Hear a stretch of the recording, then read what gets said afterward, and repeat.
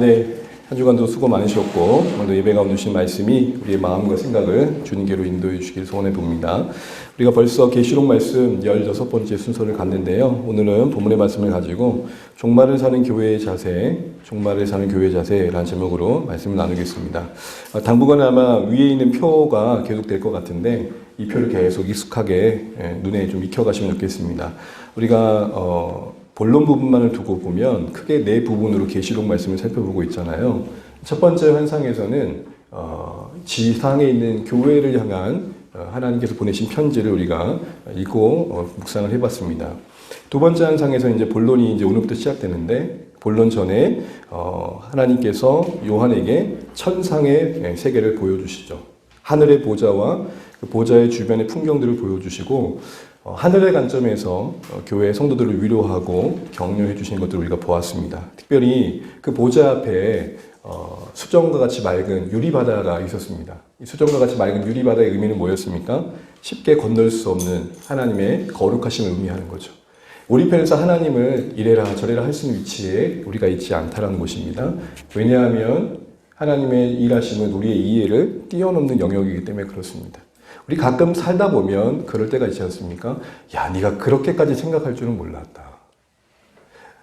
지금 당장의 판단으로는 저 사람의 행동이 도저히 납득이 안 되는데 나중에 지나고 보면 이래서 그랬던 거야. 그러면 사실은 조금 부끄러울 때가 가끔 있죠. 그거 미처 생각 못 했는데. 우리의 감각 기능이라는 게 이미 기본적으로 한계를 갖고 있기 때문에 우리는 보는 것, 들으는 것, 생각의 한계 속에서 하나님을 이해하려는 판단 자체가 사실은 어불성설인 것이죠. 또한 보좌에 앉으신 이 오른손에 있는 7인으로 봉인된 안팎으로 가득 채운 두루마리를 보았습니다. 이것은 천상의 세계를 보고 온 요한에겐 현실과 천상이 너무 격차가 큰 상황 속에서 필요한 하나님의 주권을 신뢰하기 위한 두 가지 사실을 알려줬었죠. 그 첫 번째는 뭡니까? 하나님의 계획은 완벽하다. 그래서 여러분 두루마리가 빼곡히 앞뒤로 적혀 있었고 7인 도장이 하나, 둘, 셋, 넷, 다섯, 6개가 있겠다는 것은 7인이 보장하는 바가 뭡니까? 이 안에 기록된 내용은 퍼펙트하다. 흠잡을 거 없다. 근데 그걸 누가 들고 어디에 들고 있었습니까? 오른손에 들고 있었죠. 하나님은 오른손잡이냐? 이런 얘기가 아니라 권능으로 붙잡고 계셨던 것이죠. 하나님의 계획의 완벽함과 그 성취의 신실하심을 잊지 말아야겠다라는 거였죠.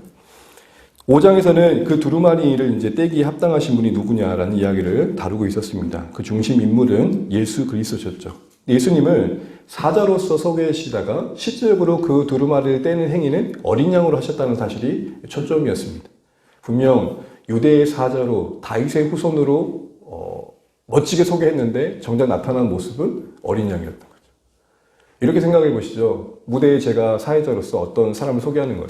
여러분 방금 동남아 공연을 마치고 온 세계적인 영화배우입니다.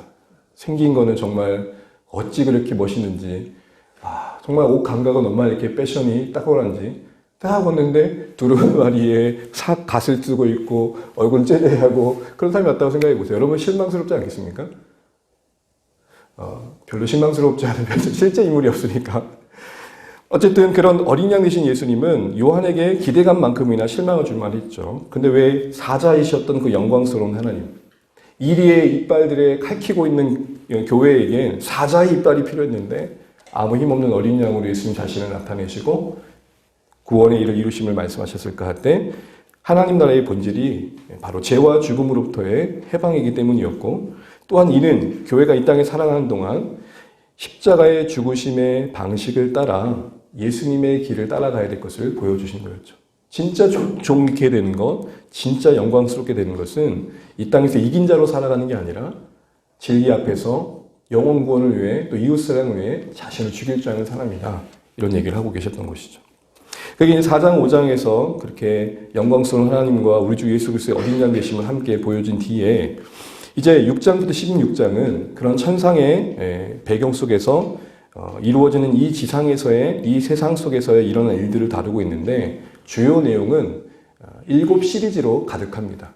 중간에 막간에 삽입 본문들이 몇 가지 있지만 사실은 그것도 그 시리즈에 의미를 더하는 것의 메시지이기에 핵심은 7인, 7나팔, 7대접의 시리즈로 주요 내용을 보면 될 것 같습니다. 이 내용은 일곱 민부터 일곱 대점이 어떤 연대기적으로 순차적으로 기록됐기보다는 일곱 단위로 각각 심판에 대해서 말하며 반복해서 말하고 있고 다만 강조를 달게 한다 보시면 됩니다. 일례로 일곱 인에서는 세상에서의 멸망을 4분의 1로 제한합니다. 일곱 나팔에서는 3분의 1. 여러분 뭐가 더 크죠? 3분의 1이 더 큰 거죠. 그리고 마지막 일곱 대접에서는 온 땅의 진멸을 말합니다. 그러니까 심판이 점진적으로 마지막 때가 갈수록 더 심화되어지고 강화되는 모습인 거죠. 그래서 반복은 하고 있지만 내용에 있어서 강조점이 달라지면서 그 강도는 심화되고 있는 형식으로 핵심 주제는 뭐냐? 지상에 임하고 있는 하나님의 심판의 성격과 내용을 다루고 있습니다. 자, 이제 우리가 이 6장부터 쭉 시작하다 보면 그렇게 요한계시록이 어렵게 와닿을 수밖에 없는 여러 묘사들과 상징물들이 곳곳에서 막 등장합니다. 판타지적 성격을 이제 우리가 경험하게 되는 거죠. 그러다 보면은, 이제 각오를 하게 돼요. 이제 이게 뭐가 나에게 찾아올까? 어떤 의미일까? 사람들이 궁금해하는 것에 대한 답을 줄 것 같은 기대감으로 이제 다가가게 됩니다. 그러나 우리는 여전히 놓치지 말아야 할 것 중에 하나는 요한계시록은 원래 본질적으로 예수 계시록이다. 지상에 임하고 있는 그 하나님의 심판의 성격을 알아갈 때 그 심판의 내용에 너무 많은 관심을 갖지 마십시오. 왜냐하면 그것은 어떤 시대의 그 무엇을 말함이 아니라 보편성을 갖고 있기 때문에 그렇습니다.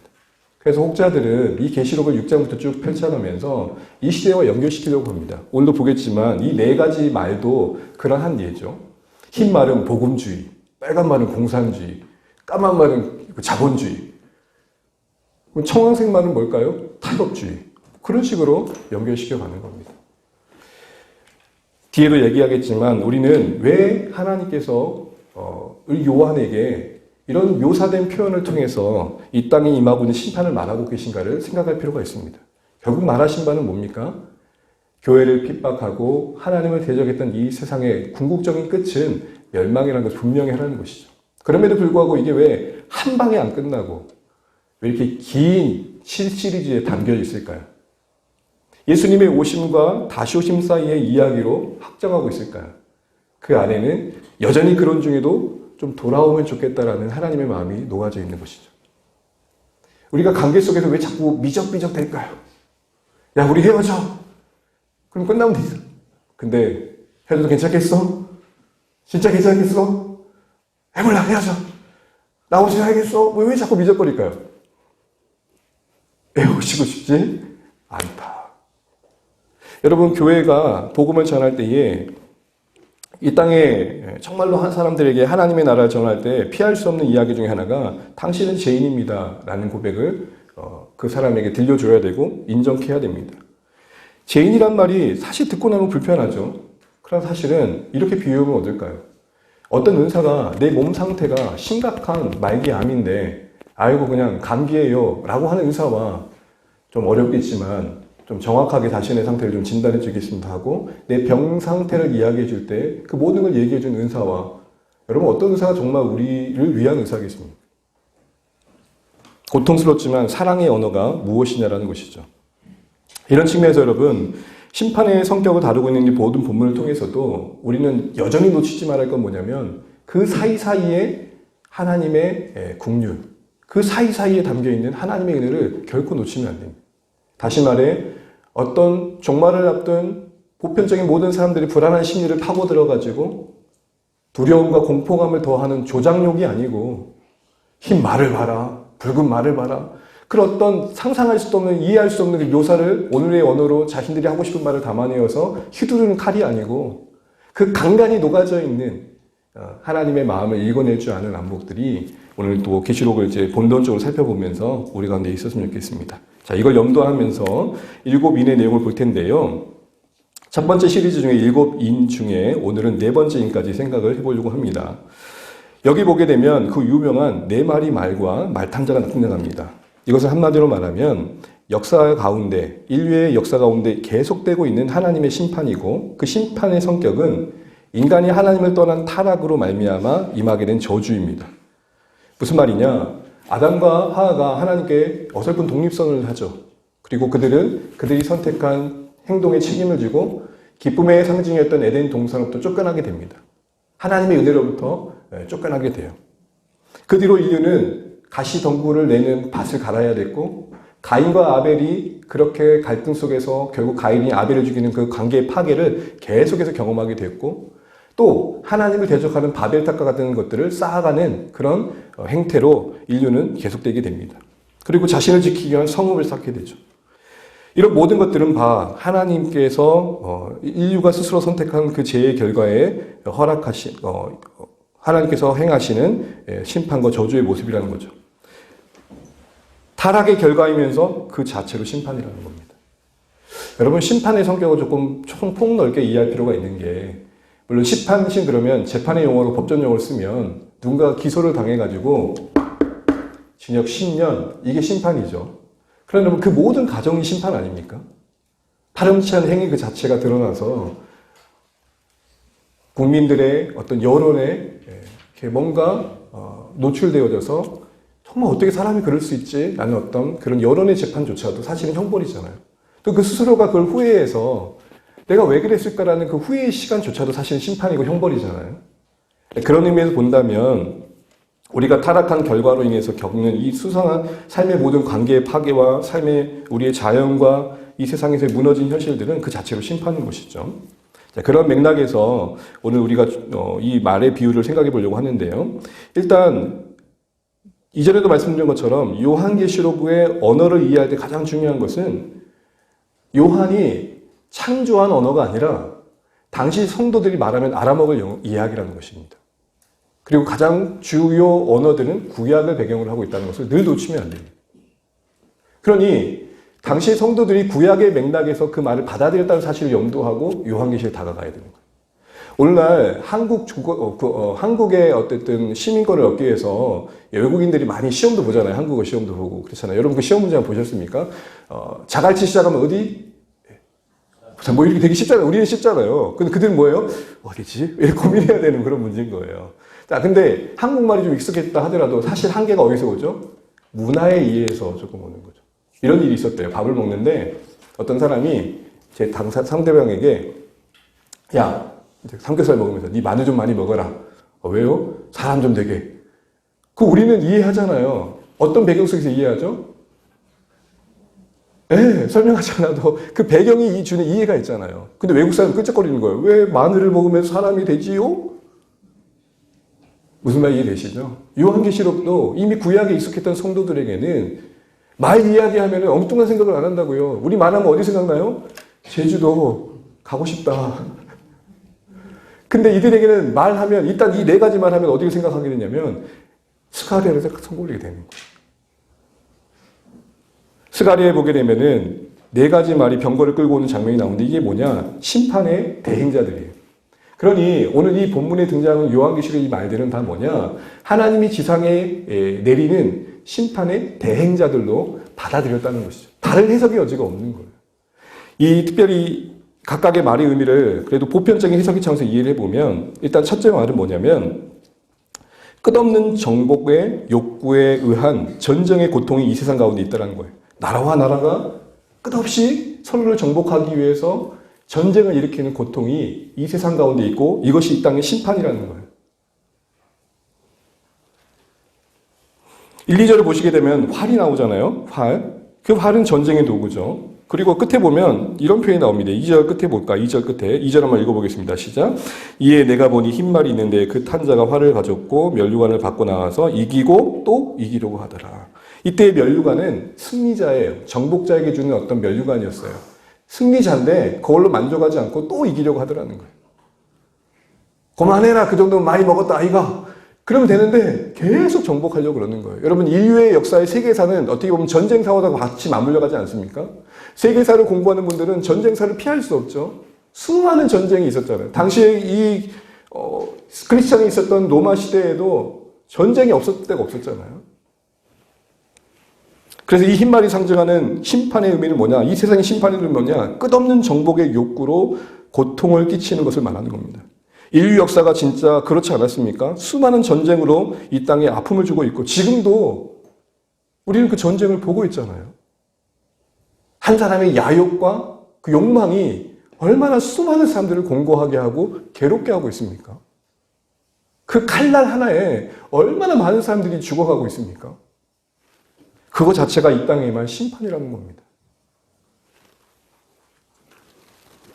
두 번째로 붉은 말을 말합니다. 붉은 말은 뭡니까? 3, 4절을 보게 되면은 이런 표현이 나오죠. 합평을 제하여 버리기 위해 큰 가를 부여받은, 그래서 서로 죽이는 그런 존재로서 비유되고 있습니다. 이건 뭘 말할까요? 다툼은 다툼인데 서로 아는 사이의 다툼이에요. 네 죽고 나 죽자라는 분열과 갈등. 여러분, 어떠한 나라에 소란이 일어나고 분열이 일어나고 심각한 갈등이 골 깊게 있는 것은요, 그 자체가 심판이라는 사실을 우리는 알아야죠. 그러니까 그 자체로 우리는 볼 때 이 심판의 의미를 보자는 건 무슨 말이냐면 이렇게 이해하자는 거예요. 하나님을 떠난 인생들의 참 공고함. 하나님의 은혜가 정말 절박하게 필요한 현장이 심판으로 이해되어야 되는 것입니다. 여러분, 우리나라가 많이 민주화됐다고 하지만 동서의 관계를 보십시오. 이념과 이념의 관계를 보십시오. 진영과 진영과의 관계를 보십시오. 지금도 이유 없이 믿죠. 이유 없이 믿죠. 이런 심판의 현실을 오늘 붉은 말을 통해 보여주고 있습니다. 이게 이 땅 가운데 지금 일어나고 있는 일들이라는 것을 말하고 있는 것이죠. 세 번째로 검은 말입니다. 이 검은 말은 뭐냐? 5절, 6절을 보시게 되면은 세 번째 이럴 때 나타나는 검은 말은 일단 저울을 들고 있습니다. 이거는 뭐 권위로 해석하는 분이 있는데 맥락선 보게 되면은 경제와 관련된 표현입니다. 저울은 왜 등장했을까요? 그만큼 부족한 식량을 나누다 보니까 정확하게 재야 되는 상황을 말하는 겁니다. 여러분, 배급할 때 저울이 재어가 측량을 해가지고 주잖아요.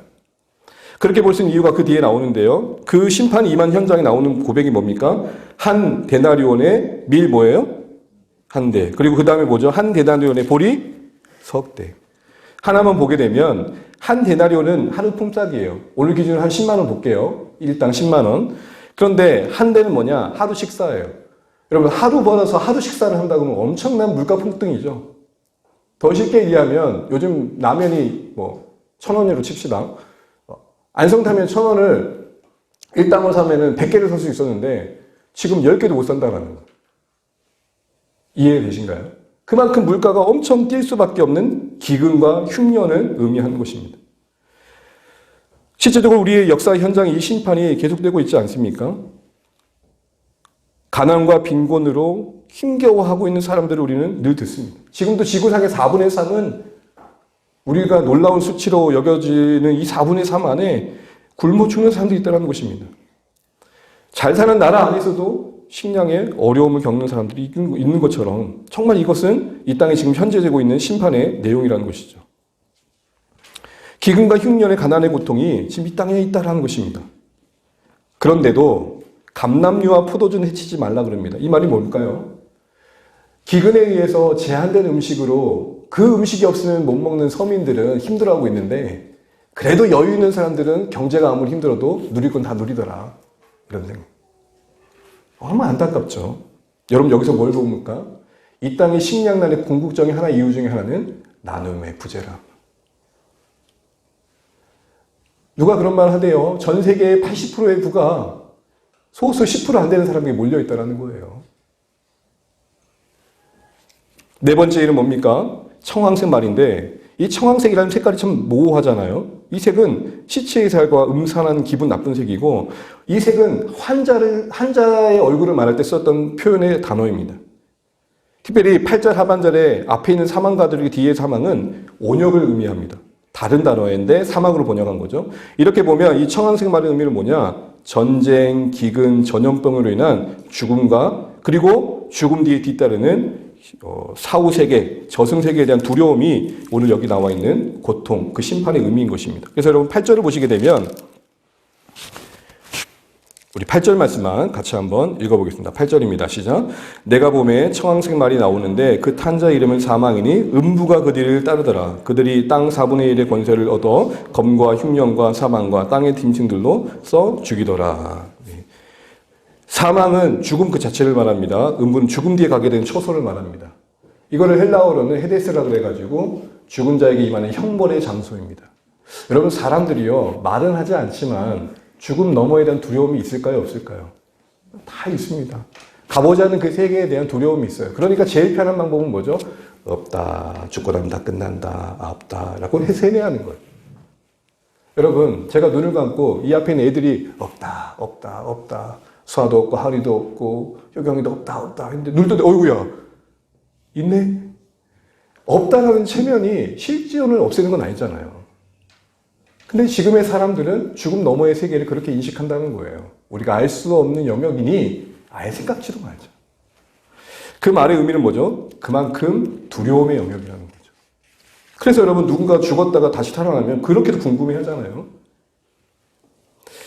이처럼 여러분, 이 네 가지 말이 오늘 요한에게 첫 시리즈의 일곱 인으로서 등장하고 있는 내용은 한마디로 말하면 인류 역사에 임하고 있는 심판을 말하고, 그 성격은 전쟁과 갈등과 빈곤과 전염병과 같은 것들로 해서 사망의 고통이 이 땅에 임하고 있는 현실을 말하는 것입니다. 자, 이런 염두를 하고 이 일들이 지금 당시의 요한의 세대만 아니라 같은 종말의 시대를 살고 있는 우리에게도 지금 계속되고 있는 것을 우리는 알게 됩니다. TV나 뉴스, 다양한 매체를 통해서 지금 곳곳에서 지금 이 첫째 말부터 넷째 말이 함께 하고 있다는 걸 우리는 확인하게 돼요. 그렇지 않습니까? 무슨 말이죠? 지금도 계속되고 있는 하나님의 심판이라는 것입니다. 이 말은 바꿔 말하면 우리는 이런 일련의 일들을 보면서 하나님이 심판하고 계시다는 걸 볼 줄 알아야 된다는 것입니다.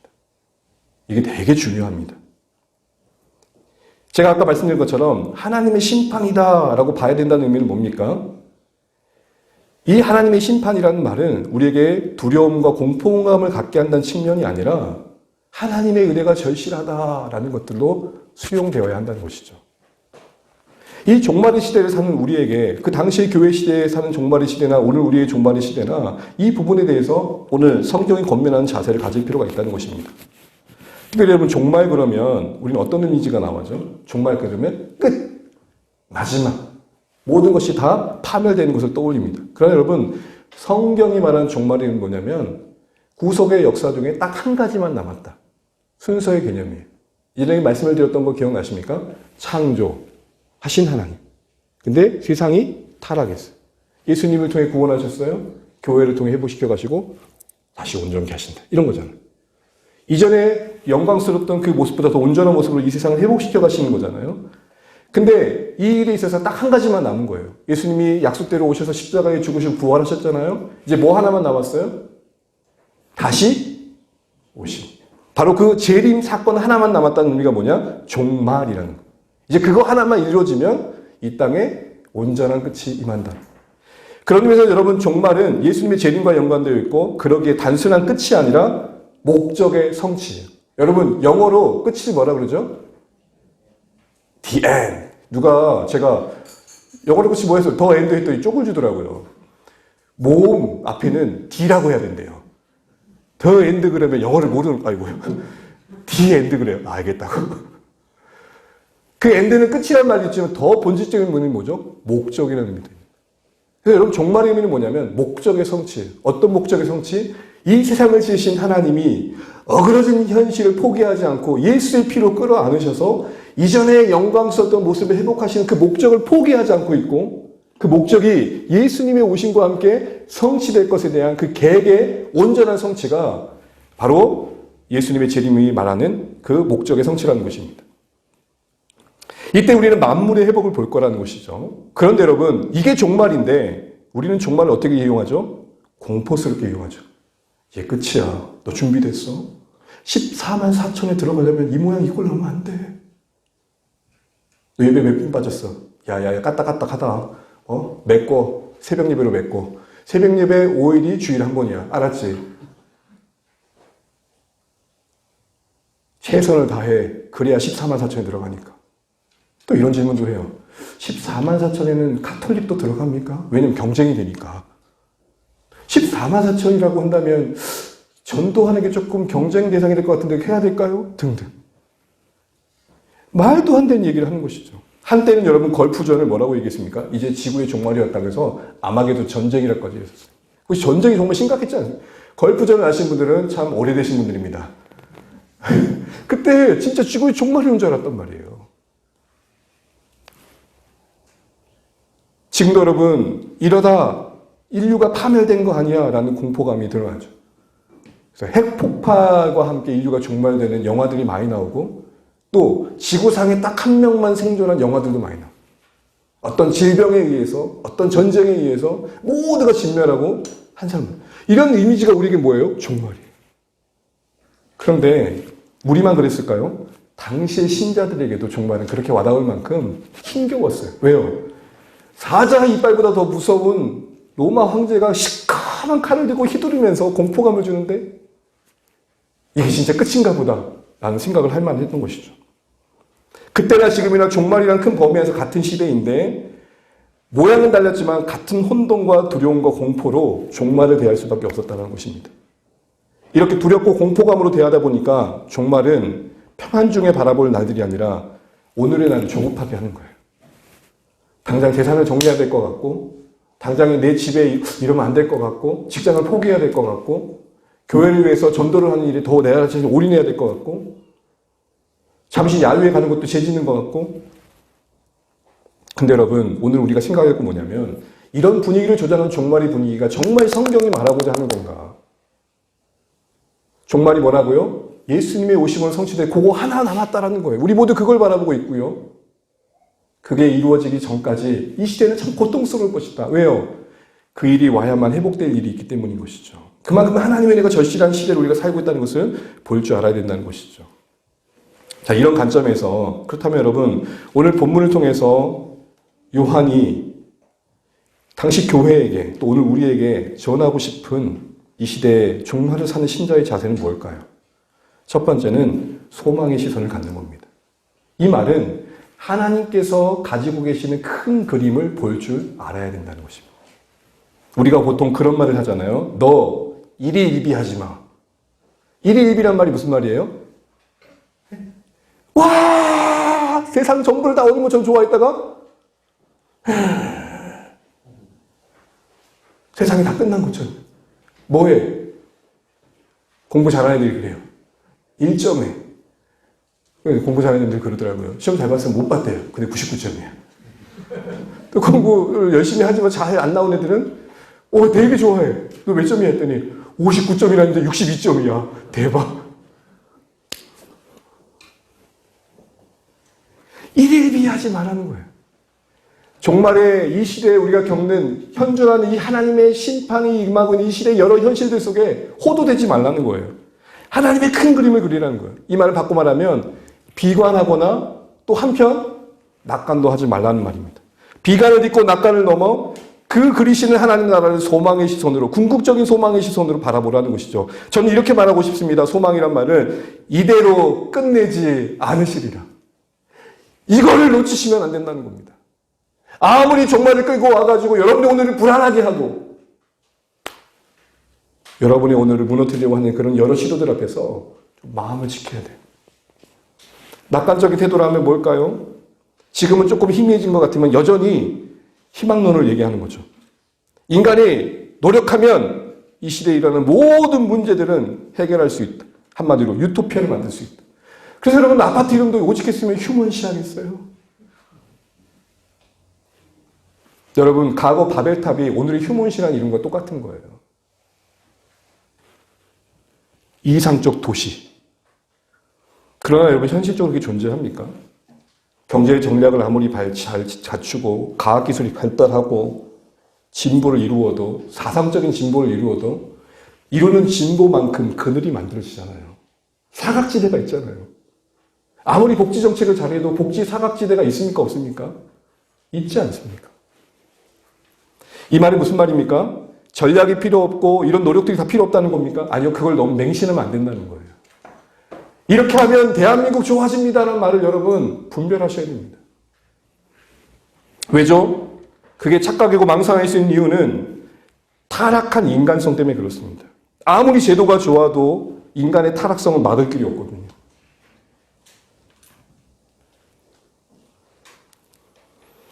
그래서 여러분 존 메가더너 목사님이 이런 말을 하셨습니다. 우리에게 절실한 것은 세상을 고치는 것이 아니라 우리 주님이 다시 오시는 것입니다. 하나님의 일반 은총 가운데 선한 정치가 세워지고 경제 지도자들이 세워져서 그래도 좀 대세가 모두가 행복한 방향으로 갈 수는 있지만 그렇다고 모두가 행복한 건 아니잖아요. 무슨 말이냐? 우리는 궁극적으로 하나님이 계신 큰 나라, 그 소망의 나라를 바라보면서 이 땅의 한계를 인정할 필요가 있더라는 것입니다. 그러나 사실 매일 우리가 보고 듣는 바꿀 수 없는 세상의 비참함을 보십시오. 요즘은 유튜브 영상을 보다 보면 광고상으로 여러분도 그러시겠지만 왜 이렇게 아픈 사람이 많죠? 왜 이렇게 힘겨운 사람들이 많죠? 보다 보면은 아이고 주여. 제가 배부른 놈이죠. 자학하게 돼요. 네. 죄인된 느낌이 있잖아요. 어떤 면에서는. 굳이 그러지 않아도 되는데도 너무 아픈 이야기를 듣다 보면, 고통스러운 이야기를 듣다 보면 진짜 사는 거 감사하긴 한데 왜 이렇게 이 땅은 힘들 수밖에 없을까?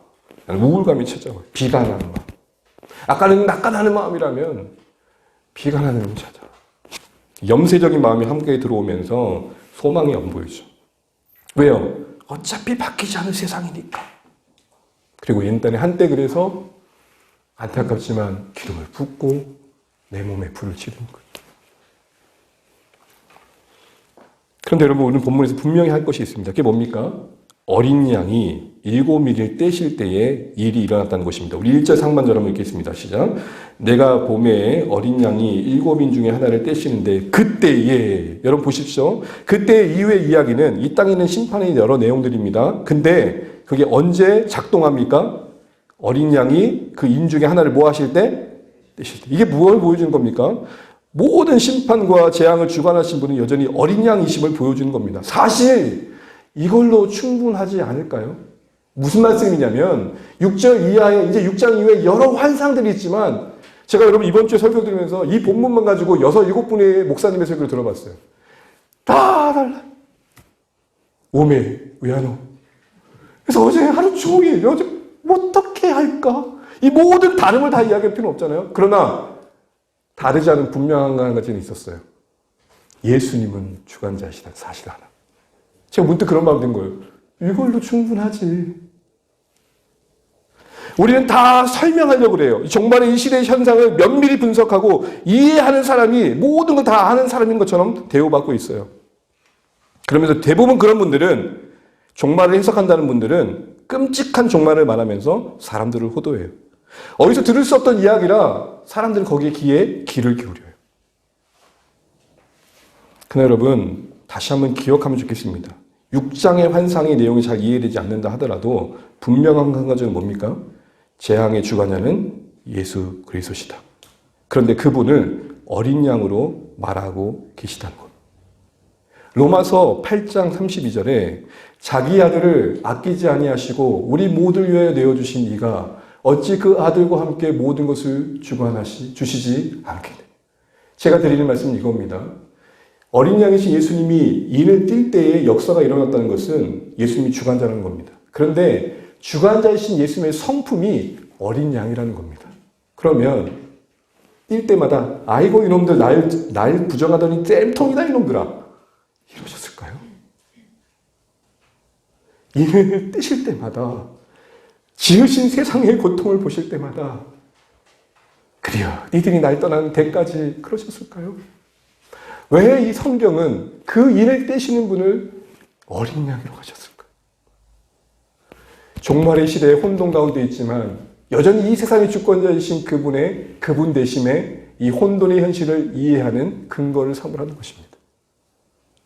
아무리 이 시대가 어그러지고 비관적일 수밖에 없어도 어린 양으로서 자신을 나타내신 하나님 그분은 자기를 내어주신 사랑으로 여전히 이 세상을 끌어안고 계시다. 이거 잊지 말라는 겁니다.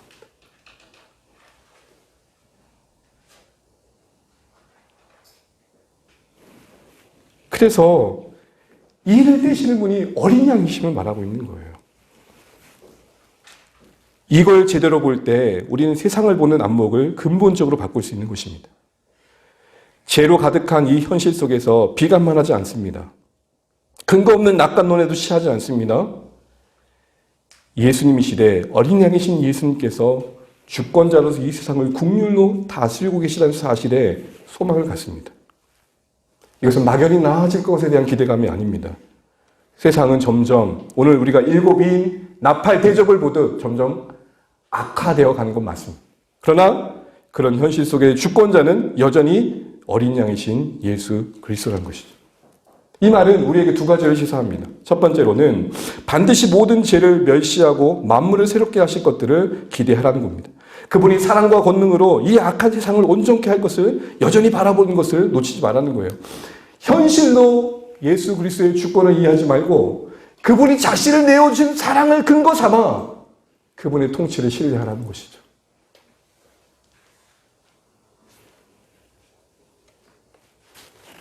우리 자녀들이 부모의 연약함과 또 자신들의 못남 때문에 만드는 갈등 속에서 적어도 이거 하나는 지키면 좋겠다 싶어요. 그래도 날 낳으셨잖아. 아무리 다리에서 주워왔나라는 착각을 할 만큼의 대우를 받는 현실 속에서도 그래도 날 낳으셨잖아. 저 발톱을 봐. 염씨 가문의 발톱이야. 부정할 수 없어. 어디서 주워왔다고 말을 못해. 우리의 현실 속에 어린 양 되신 예수님이 세상을 다스린다는 게 와닿으십니까? 그때 우리가 놓치지 말할 게 뭐죠? 우리 위해 죽으신 분이 세상을 끌어안고 계시다. 그래서 반드시 이루실 거라는 거죠. 그래서 계시록 21장 5절의 끝자락 이렇게 같이 읽겠습니다. 시작. 보좌에 앉으신 이가 이르시되 보라 내가 만물을 새롭게 하노라 하시고 또 이르시되 이 말은 신실하고 참되니 기록하라 하시고 아멘. 두 번째로는 이런 것들을 우리가 소망한다면 바로 그날에 합당한 자로서 우리 자신을 바꿔가는 노력들을 해야 된다는 것입니다. 세상의 주권자이신 어린 양 되신 주님의 통치를 우리가 알고 있다면 이날에 만물이 새롭게 되어진 날을 우리가 기대한다면 그 소망이 현실적으로 그 소망에 합당한 오늘로 이어져 가는 게 참된 종말의 자세라는 것이죠. 누가 이런 말을 하더라고요. 눈앞에 있는 현실을 대하는 우리의 태도와 자세는 무엇을 품고 있고 무엇을 소망하느냐에 달라진다는 것입니다. 요한일서 우리 3장 2절 3절 읽어보겠습니다. 시작. 사랑하는 자들아 우리가 지금은 하나님의 자녀라. 장래에 어떻게 될지는 아직 나타나지 아니하였으나 그가 나타나시면 우리가 그와 같을 줄을 아는 것은 그의 참모습 그대로 볼 것이기 때문이니 주를 향하여 이 소망을 가진 자마다 그의 깨끗하신 같이 자기를 깨끗하게 하느니라. 아멘. 우리는 어린 양이신 예수님께서 국률을 품고 있는 이 세상이 온전케 될 것을 약속받고 있습니다. 그럼 여러분 그 날에 합당한 자로서 오늘을 만드는 게 종말입니다. 무너지는 세상을 향해 비관만 하지 마십시오. 오늘 나를 추스리십시오. 한 가장으로서, 아내로서, 어미로서, 아비로서 주어진 삶의 자리에서의 나를 추스리십시오. 그게 마주할 종말에 우리 자신을 준비하는 겁니다. 두 번째로는 말씀드린 그 내용처럼 어린 양으로서 이 세상을 다스리시는 예수님이 계신다는 사실 속에 이 땅의 어려운 여러 현실들을 우리는 바르게 이해해야 됩니다. 모습처럼 보이죠. 왜 우리를 위해 내오신 그 사랑의 예수님께서 세상을 품고 있는데 이 모양 입고 있냐 할 때 이 세상에 일어나는 여러 고통들을 어떻게 이해해야 되느냐. 우리는 역설적이지만 그 모든 게 구원에 필요한 가정으로 쓰여지고 있음을 알아야 한다는 것입니다. 단편적일 수 있지만 심판의 현실 때문에 하나님 나라를 더 찾게 되는 것입니다. 만약 여러분 이 세상이 아무 걱정 없고 염려 없고 배불리 먹을 수 있는 세상이라면 우리에게 하나님 나라가 기회에 들어올까요? 무슨 말이냐? 이 세상의 고통의 현실임은 우리에게 찾아다 주실, 가져다 주실 그 나라를 더 갈구하게 되는 배경이 된다는 것입니다. 그래서 여러분 이 고통의 현실을 여전히 하나님은 허락하고 계실지도 모른다는 것이죠. 당시 교회에게도 이 진리는 필요했습니다. 예수님 어린 양의 소리를 사랑하고 우리를 품고 계신다며요. 세상을 권능으로 사랑하고 다스리고 계신다며요. 그러나 고통의 현실은 긴 터널과 같았죠. 그런 그들이 이해해야 될 게 무엇이었습니까? 그런 그들의 아픔의 시간들이 하나님 나라를 세우는 든든한 어떻게 보면 초석이 되었고 오늘 오고 가는 시대에 사는 신자들에게는 도전이 되고 있죠. 쓰여지고 있다는 것입니다. 여러분 우리가 비관하는 이 현실도 알 수 없는 하나님의 사랑과 권능의 지혜 안에서 쓰여지고 있다는 것입니다. 이런 어린 양이신 예수님의 통치에 건강한 소망의 시선이 이 혼돈스러운 공포감을 조장하는 이 시대 속에 우리가 뺏기지 말아야 할 시선인 겁니다. 두 번째는 국률의 시선입니다. 여러분 첫 번째와 두 번째 인을 보게 되면 전쟁의 이야기로 묶을 수 있을 겁니다. 세 번째 엄청 많은 기근으로 묶입니다. 그러고 보면 네 번째는 첫 번째와 세 번째를 종합하고 있다고 보게 됩니다. 우리 네 번째인 한번 같이 한번 읽어보겠습니다. 다시 한번요. 8절입니다. 시작. 내가 봄에 청황새 말이 나오는데 그 탄 자의 이름은 사망이니 음부가 그들을 따르더라. 그들이 땅 4분의 1의 권세를 얻어 검과 흉년과 사망과 땅의 댐신으로 죽이더라. 보시는 것처럼 오늘 8절의 내용에서는 후반부에 그들이라고 되어 있는데 이 그들은 첫 번째부터 세 번째 말을 말합니다. 그들이 각각의 여러 심판의 성격을 갖고 있는데 제한된 4분의 1 안에서 그 일들로 인해서 각각의 모양으로 각각의 방법들로 세상에 사망을 끼치더라는 것입니다. 근데 여러분 이런 게 세상이라고 지금 교회에게 보여주고 있는 겁니다. 화려해 보이지만 하나님의 심판이 임하고 있는 이 세상의 궁극적인 실체는 사망과 어두움이 역사하고 있는 곳이라는 것이죠. 이걸 왜 교회에게 보여주셨을까요? 이것은 교회는 세상을 바라보는 안목이 좀 달라야 된다는 것이겠죠. 여러분 우리는 사망이 역사하는 이곳에서 생명 있는 자로 서 있다는 사실을 뼛속 깊이 새기셔야 됩니다. 어린 양이신 예수님의 희생으로 말미암아 우리는 영원한 생명을 얻은 자입니다. 물론 이 땅에 몸을 입고 있기에 심판이 받는 이 현실 속에 함께 있습니다. 그러나 그건 하나님의 섭리입니다. 왜요? 사망이 역사하는 이곳에서 생명 있는 자로 함께 있는 사실은 그들을 하나님의 생명으로 이끄는 것이겠죠. 그런 의미에서 우리에게 필요한 건 뭐냐? 바로 긍휼입니다. 영원한 생명을 소유한 교회로서 신자로서 사망이 역사하는 이 세상을 긍휼하게 볼 줄 알아야 됩니다. 누가복음 19장 40절 43절 말씀 읽겠습니다. 함께 읽습니다. 시작. 가까이 오사 성을 보시고 우시며 이르시되 너도 오늘 평화에 관한 일을 알았더라면 좋을 뻔하였거니와 지금 내 눈에 숨겨졌도다. 날이 이를지라 내 원수들이 토든을 쌓고 너를 둘러 사망으로 거두고. 여러분 보십시오. 성은 예루살렘을 말합니다. 당시 예루살렘 성은 멀리서를 바라보면 강렬한 태양빛에 아름답게 빛났다고 합니다. 그래서 여러분 아름다운 예루살렘 성이라고 말하잖아요. 근데 그 안에 심판받을 것들이 가득했던 것이죠. 예수님은 그 멀리서 성을 바라보시면서 성이 가까워질 때마다 어떤 반응을 보셨냐? 우셨다 그럽니다. 성경에 예수님의 우심의 장면이 몇 개 안 나오는데 이때 우셨다는 말은 이런 의미입니다. 꺼이꺼이 울었다는 겁니다. 성을 향해 갈 때 무리들과 함께 가고 있는 중에 그 눈물은 그들 누구도 이해할 수 없었던 눈물입니다. 근데 왜 우셨죠? 그 성이 평화를 몰랐다는 겁니다. 이때 평화는 샬롬을 말합니다. 그때 샬롬은 하나님과의 관계를 말합니다. 하나님의 관계를 잃어버린 그 현장을 바라보시며 우셨던 그 눈물이 우리의 눈물이 되어야 한다는 것입니다. 십자가에서 찢기고 상한 예수님께서 오히려 초라한 그 모습에서 십자가 아래서 조롱하는 그들을 위해 기도하셨던 그것, 그게 바로 이 시대에 우리에게 필요한 모습이라는 것이죠.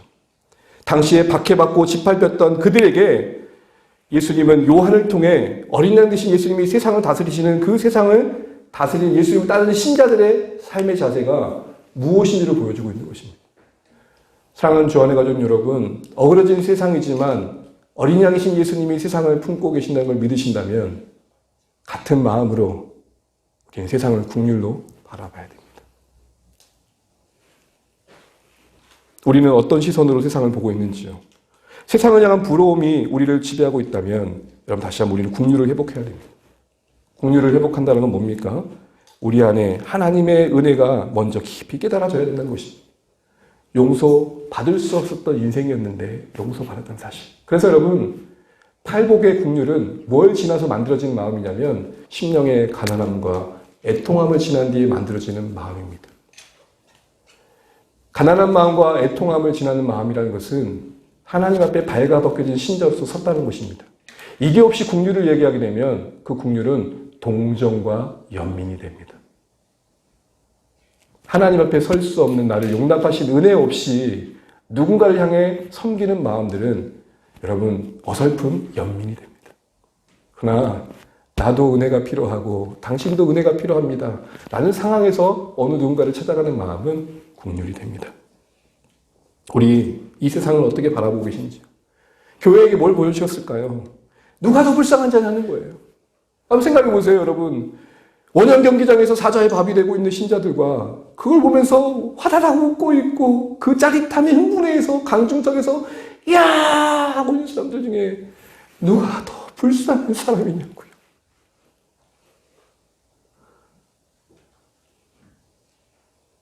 한때입니다.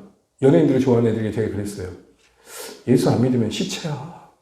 시체가 오라간다 생각하라고. 여러분, 누가 더 불쌍한 자입니까? 바로 이것을 종말의 시대에 우리는 품고 살아가야 이 시대의 혼돈과 그 화려함에 휘둘리지 않는 것이죠. 마지막으로 우리는 하나님의 속도에 발맞춰 걷는 삶이 필요합니다. 과정이 채워져 가야 되는 것이죠. 여러분, 오늘 본문을 보면 참 재미있는 게 7인을 하나씩 띄었습니까? 한꺼번에 띄셨습니까?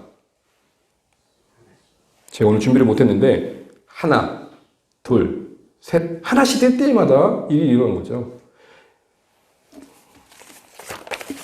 이렇게 있으면 이렇게 있으면 쫙 버리시면 좋은데 어떻게 띄었다고요? 하나, 둘, 셋, 넷. 속 터져. 여러분, 누가 택배 왔어요. 포장이 왔어요. 그러면 여러분, 뜯는 스타일이 성격 다 다르죠. 어떤 사람은 이렇게 되는 사람이 있고, 어떤 사람은 막 이렇게 되는 사람이 있잖아요.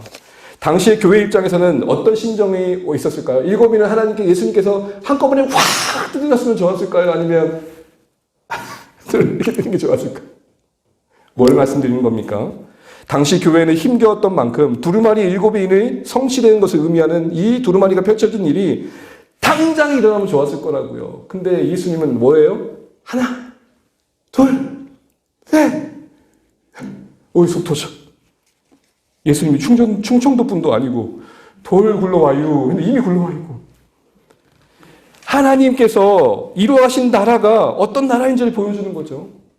여러분, 지금이라도 그냥 주님이 오시면 좋겠지만 하나님은 우리 가운데서 이렇게 말씀하시는 거예요. 나의 오래 참음 가운데 돌아와야 할 영혼들이 있고 채워져야 할 과정이 있다고 말씀하시는 겁니다. 이처럼 우리의 신앙의 여정도 과정이 있음을 알아야 됩니다. 이런 과정을 채워가는 여정이 종말의 시간 속에서 바르게 이해되지 않으면 우리는 오늘 하루하루를 날려보기가 쉽습니다. 기적과 쌈박한 것만 기대하게 됩니다. 기도 한 번 하고 바로 응답하는 것을 신앙의 실력으로 자랑하게 됩니다. 여러분, 하나님의 인도하심에 과정이 있고 그 과정이 우리를 자라게 하며 기쁨을 줍니다. 과정이 생략된 신앙은 감격이 없습니다. 제가 아주 오래전의 일이긴 하지만 저희 아버지가 누비라는 차를 탔을 때 차 넘버를 1472를 받았습니다.